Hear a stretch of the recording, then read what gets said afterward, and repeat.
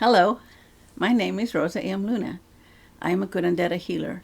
I help people expand their therapeutic practices by integrating simple ancient healing techniques from Curandero therapy to their existing practice. And today, I'm going to introduce you to something that you might not have heard of. Have you heard about healing with an egg? It might sound silly, but have you heard of the evil eye? If some of your friends are Mexican, then chances are you have heard of it. Today, I will activate you for Curando con un huevo, healing with an egg. You can add this to your current practice. My mother was a curandera healer, and I learned from her, and now I will activate you. I learned all my healings from my mother, who in our family had had generations and generations of curandera healers on my mother's side, and on my father's side, there were Apache shaman. When we moved to the United States, the children of my mother did not experience the one-on-one learning experience of the curandero's original healings as I did. However, I worked with my mother and assisted her in many healings. She died young in a car accident. I have taught most of my family who would like to continue the family tradition of healing others, and other friends who wanted to be healers as well. I also learned to add to my bag of tools for healing Reiki. It added a more powerful energy in which was like adding another spice to an already good healing meal. I remember my mom always had visitors around the house. Our living room was full of people wanting to take a turn talking to my mom. She would accept donations, and if people could not pay, she accepted food, vegetables, flowers, homemade gifts, sweet bread, freshly made tortillas. Some of her girlfriends, who we called comadres, would come and cook for us, or clean the house in exchange for a healing. I myself do that now as well. I have a healing office and people come to a healing. I charge a flat rate. My house is especially full during this harvest time. I love getting fresh fruit from the season. Peaches, pears, tomatoes, enough to can, fresh picked Bing cherries, my favorite. I especially love freshly picked flowers. I place them in the healing room to enjoy the fragrance and to heal even the worry. The evil eye is a very old Mexican superstition curse or legend originating in ancient times and from many countries. It is believed to be cast by a person with a negative intentions or a negative and envious glare, usually to give a person when one is unaware. The evil eye is venomous. It's an impact from a bad intentioned person whose emotions of jealousy and envy from those who are around us. Many observant believers avoid talking about the valuable items that they own, for they could be stolen or lost, or talk about the good luck that they had come to them. In particular, their children, for fear that their children could be cursed. How do you know if you have the evil eye? The test used to confirm of the evil eye has been cast is performed by placing a drop of olive oil in a glass of water, generally the water that has been blessed by the healer, of course. Under normal conditions, the olive oil would float, but if the olive oil sinks, then the evil eye has been cast. Sometimes you may get severe headaches. The evil eye could make your headache very, very painful, and you'd feel like throwing up, and the light would hurt your eyes. If you're a therapist who would like to learn this type of healing, I would like to activate you in this ability to heal using the egg, in which, believe it or not, can heal. You will be able to heal anyone with just your loving and love for others. Let's start the meditation. Ready? Close your eyes. Take 3 deep breaths. Breathe in. Breathe out. Like you're blowing out your candles from your birthday cake. Blow hard. Good job. Try it again. Breathe in. Breathe out. Now in this last breath, as you breathe in, take another deep breath and hold your breath to the count of 6 in your mind. Breathe out. Blowing out your birthday candles. Start activation meditation now. Keep your eyes closed. Ready? I would like to remind you that you're not alone in doing this. Let's activate you Let's invite your angels and your spirit guides. I would like to remind you that you are a constant gatherer of experience and information and knowledge. This is a fulfillment of joy that will be awoken within you. You'll be awakened with the potential of awareness and powerfulness, for you are the only one who holds the key to this activation. Now you're ready to heal with an egg. Take another deep breath. Count to the count of 6 in your mind. And blow out the birthday candles. Are we ready to do this? Okay, first, gather an egg that's in your refrigerator. That's where you keep them, right? Of course you do. As a Reiki master, I place the Reiki symbols on the egg and request the egg to remove the pain, the negative energies, negative entities, and I thank the egg for giving us their healing and life. Have the client take 3 deep breaths, and on the last breath, have them hold their breath for the count of 6 in their mind. Let the breath out as if you're blowing your birthday candles on your birthday cake. Have a person close their eyes and relax their breathing. Move the egg in a clockwise motion around the head, making sure you touch the egg inside your ears, around your lips, over your eyes, and the back of your scalp, and down the spine. If it's a headache, stay on the area of pain for a good 3 minutes or more. If the headache has not gotten better, or if the pain has not lessened, stay longer until the headache pain has lessened more, or it's gone. Roll the egg across the top of your chest, then move into a swirling motion up and down the arms, and have the client hold the eggs on each of their hands for as long as a healer feels it should be held. Rub the egg on the third eye, the throat chakra, the heart chakra, the solar plex, and the second chakra. For the next step, have the client place and hold the egg on their first chakra, which is located between their thighs. Hold it until the healer says you're done. Roll the egg down one leg and the other leg, and roll the egg on the heels of the foot and the bottom of the foot. Carefully, sometimes at this point the egg will explode. Then you are done. Break the egg in a clear glass of water. If healer's a reader, read the egg. After reading the egg, sprinkle salt over the glass as the healer visualizes the white light filling every part of the body with that positive, loving, wonderful, life-giving energy. After doing this, thank the egg for giving us its life, and you can throw the egg into the toilet and flush it. Or, if earth is available, dig a little hole in the ground and give the egg back to the earth, burying it, and as you do, thank the egg and source as well. Our higher self, God, Goddess, as we know them, our angels and spirit guides for their help. Congratulations! You are now activated to curar con un huevo, healing with the egg. Adding a second language to your energy or therapeutic practice. Wanting to expand your practice to reach more people and maybe make more profits? It's not a bad idea.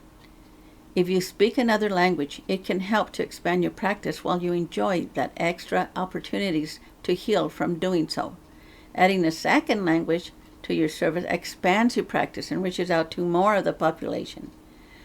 You will want to do some market research because it's not unusual for people who speak different languages to desire a different menu of services. For instance, many Latinos are attracted to your Curandero barrida de huevo practice of energy sweeping your clients with an egg. It's a cultural thing. It's something that we all grew up with, and it's hard to find in today's alternative healing marketplace. Since I already authorized you to add this to your energy or therapeutic practice, you can easily expand your practice to appeal to the Spanish-speaking community. Of course, you will need to learn how to speak Spanish, or have someone in your office that can speak Spanish frequently to keep those clients on board. And you have to really know Spanish well.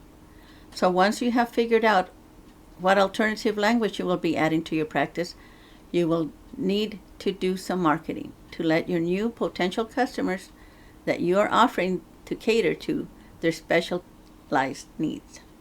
Did you know that 20% of businesses believe in multilingual marketing? You will see the best bang for your buck by marketing online through your branded website and social media, like Facebook. Facebook has a good pay-to-play advertising program where you can easily market to your specific target audience. There are also other free sites where you can promote your second language offerings, such as Craigslist.org. A little creativity here and there can easily maximize your marketing efforts online. Earning more in your practice and extending your offerings could change your personal world as well. The majority of business on the World Wide Web, including online stores and other marketing materials, use English only because it's the most popular language on the internet. Even though English is the most used language on the internet, Spanish is the second most used in the United States of America. What is your multilingual marketing strategy for multiplying your productions and your products? It may be difficult to determine because it involves using more than one language in your location. There are many Vietnamese people in our area, so in our market approach, it would include translating all the content into Spanish and Vietnamese, which is a language that is pretty much derived from Chinese. This marketing strategy involves a professional translation. A content considered needs to be evaluated due to the difference between the cultures and people. In this way, your multilingual strategy will gain a competitive edge and reach your target customers. You will have to change your website as well, implementing both languages, which will give you the ability to reach out to other countries who use these languages. That means you can heal and serve more people, which means more revenue. This too will mean you will need to provide more bilingual workers once the market starts speeding. Since you are a professional in the therapeutic science, you are well versed in various modalities of healing that you can probably adapt to offering your services over the internet by using any of the online video communication services such as Skype or Zoom. This can have a huge impact on your practice. Most people who are bilingual speak their native language. Even though they speak English, most people prefer to communicate in their native tongue. I too feel more comfortable when speaking my native language. Even though I speak English, I feel I can be better understood if I am wanting something in particular. I will definitely come back and spread the word about this establishment onto my friends, especially if the staff is nice and very helpful. You can also use discounts to entice new second language customers to stop by and check you out. As part of the market strategy, there's nothing wrong with cutting back or cutting down on prices. Cut back on some services, and if you can afford it, give away something or have a sale on products that are not really selling very well. When you discount certain services, it can help to attract new clients. While you hone in on your skills and becoming more experienced as you get people to take advantage of your services, you may not have done so prior to your announcing your discount offer. How about getting a healing if you buy two for the same price and another one for 50% off for the next healing session? When I used to have a 3-day retreat, I charged $150 each person a day. I provided sleeping quarters for those who made early arrangements, but if you bought food to share, I deducted $25. This helped to feed more people during the break times. I would include breakfast if people showed up an hour early and helped set up so I could start early or on time. As the CEO of your own therapeutic practice, you could use your imagination. You can grow your practice and profits. When your practice appeals to a larger population, you will see an increase in traffic on your website from different cities or regions in your home website. Continue to update the website in the languages that you have started with. This will increase and continue to increase as more of your pages continue to be updated in original languages that you set them up with. Your approach to the website will increase more than 20% quickly, which means greater profits. If you continue to go international and will continue translating your website, it is very much cost effective than most anything else you could do to increase your market share. Raise your price. It's common among those who have dedicated their lives in the service to others to charge very little or even nothing at all for their services. This is why therapeutic practitioners are unable to survive on their own because of undercharging. You need to realize that if you are to help heal others using your training, gifts, and abilities, you need to allow yourself to be paid for all the services that you provide. You may have forgotten that as part of your training, you understood that energetically, healing requires payment up front before you heal your clients. It really doesn't work as well without a payment or an exchange. For example, now that Reiki is being offered as patient support services in hospitals, Reiki practitioners are paid by the patient in a roundabout way. The patient has insurance, the insurance pays the hospital, and the hospital pays the Reiki practitioner. In this roundabout way, the patient is still paying the Reiki practitioner even though the money is routed through the hospital, which is actually paying the energy healers in advance of their being paid by the insurance company. I have heard some people claim that insurance actually blocks certain types of healings, and there are healers and therapists who do not accept insurance for this, as well as many other reasons.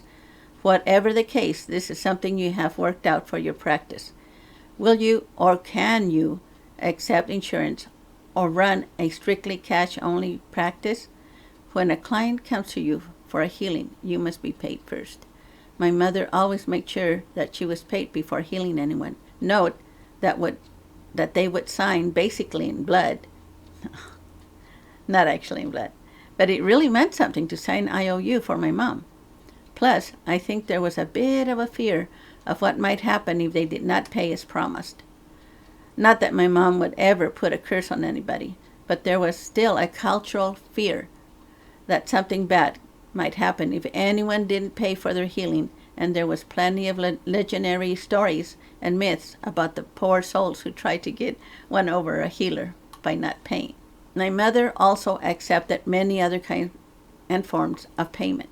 Many of her clients were modest migrant workers who could not afford to go to a doctor or a hospital, so she would let them pay energetically in other forms other than cash.